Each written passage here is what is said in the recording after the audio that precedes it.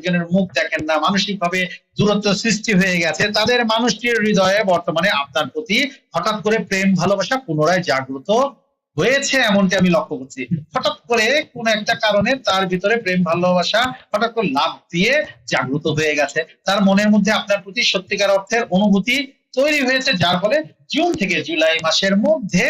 আপনার সাথে যোগাযোগ করার কথা সে ভাবছে। হঠাৎ করে আপনার কথা, সেই পুরনো স্মৃতি তার স্মৃতিচারণ করে তার